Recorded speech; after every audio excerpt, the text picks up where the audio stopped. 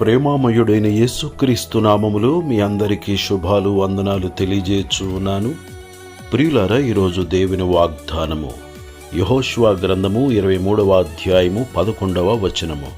కాబట్టి మీరు బహుజాగ్రత్త పడి మీ దేవుడైన యెహోవాను ప్రేమింపవలెను.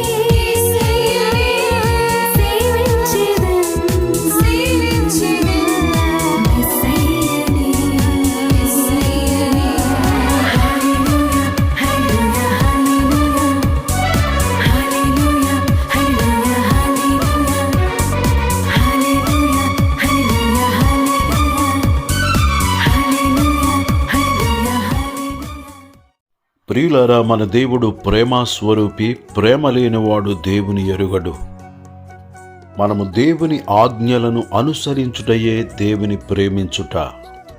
దేవుని ప్రేమించేవారు దేవుని మందిరమును ప్రేమిస్తారు, దేవుని వాక్యమును ప్రేమిస్తారు, దేవుని సన్నిధిని ప్రేమిస్తారు, దేవుని కార్యములను ప్రేమిస్తారు, దైవజనులను ప్రేమిస్తారు, తోటి విశ్వాసులను ప్రేమిస్తారు. భర్త భార్యను ప్రేమించును, భార్య భర్తను ప్రేమించును. తల్లిదండ్రులు పిల్లలను ప్రేమిస్తారు, పిల్లలు తల్లిదండ్రులను ప్రేమిస్తారు. సహోదర ప్రేమ కలిగి ఉంటారు, శత్రువులను సహితము ప్రేమిస్తారు. ప్రియులారా, మనమందరమును దేవుని ప్రేమించుదుముగాక. నిన్ను వలె నీ పొరుగువాని ప్రేమించుము అను లేఖనము ప్రకారముగా అందరినీ ప్రేమించుదుముగాక. తద్వారా ఇహపర సంబంధమైన ఆశీర్వాదములను పొందుదుముగాక. ప్రేమ లేనివాడు చీకటిలో నిలిచియున్నాడు. ప్రేమ లేనివాడు అంధకారములో ఉన్నాడు, అజ్ఞానములో ఉన్నాడు, అంధుడై ఉన్నాడు.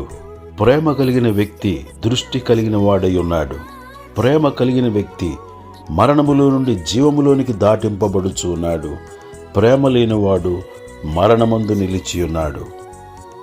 ప్రేమ కలిగి అసత్యములో నుండి సత్యములోనికి, చీకటిలో నుండి వెలుగులోనికి, మరణములో నుండి జీవములోనికి దాటింపబడుదుముగాక. నిత్య జీవమును స్వతంత్రించుకొందుముగాక.